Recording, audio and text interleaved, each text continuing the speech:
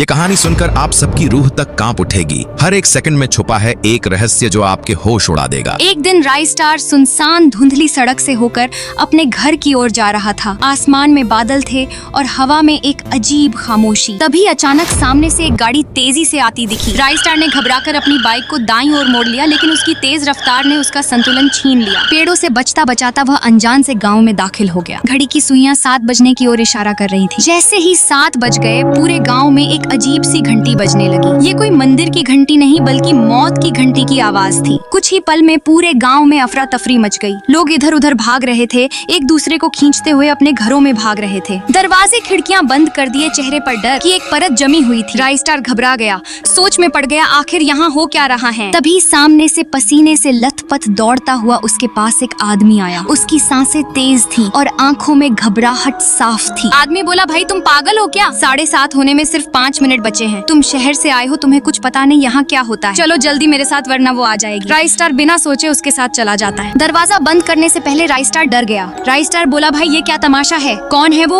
और घंटी की आवाज किसकी है? आदमी की आंखों में डर की एक नई परछाई उभरी। वो बोला, देखो मैं कोई पागलों जैसी बात नहीं कर रहा, लेकिन ये जो तुम्हें सड़ी हुई घंटी सुनाई दे रही है वो इस गाँव का श्राप है। ठीक 7:30 पर एक आत्मा आती है हर रात और किसी एक को मार के ले जाती है, उसी पेड़ की तरफ जहाँ से तुम गाँव में आए थे। राइस्टार की धड़कनें तेज हो गई। अचानक उसी पेड़ से एक साया उभरता, काली लहराती बालों वाली एक लड़की जिसकी आंखें अंगारों से जल रही थीं, वो हवा में तैरती हुई उनकी ओर आने लगी और बोली, राइस्टार, अरे ओ राइस्टार, बाहर आओ, मैं तुम्हारी बहन जैसी हूँ ना, मुझसे डरो मत। राइस्टार चौंक गया। अरे इसे मेरा नाम कैसे पता? आदमी चीख कर बोला, मत बात करो, उसके साथ इसे सबके नाम पता होते हैं, ये बहुत खतरनाक है। राइस्टार अब पूरी तरह उलझ चुका था। वह बोला, ये सब कब से चल रहा है? ये चुड़ैल कौन है और वो पेड़ के अंदर क्या है? आदमी ने धीरे से कहा, कहानी बहुत पुरानी है, करीब 200 साल पहले की। एक लड़की थी गुड़िया और उसके पिता सकुरा। उनके सिर पर कर्ज था पूरे 10 लाख का। गांव के सरपंच से उन्होंने पैसे लिए थे पर वो चुका नहीं सके। बस एक दिन पूरे गांव के सामने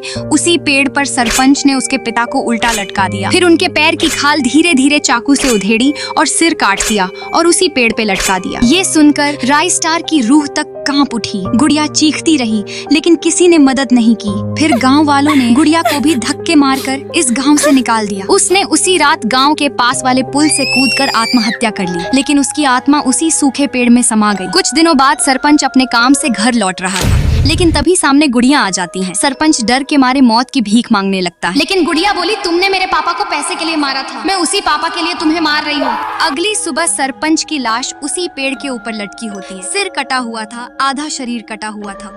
पूरा गाँव शौक में डूब गया। तो दोस्तों, अगर आपको ये कहानी अच्छी लगी हो तो अभी हमारी चैनल को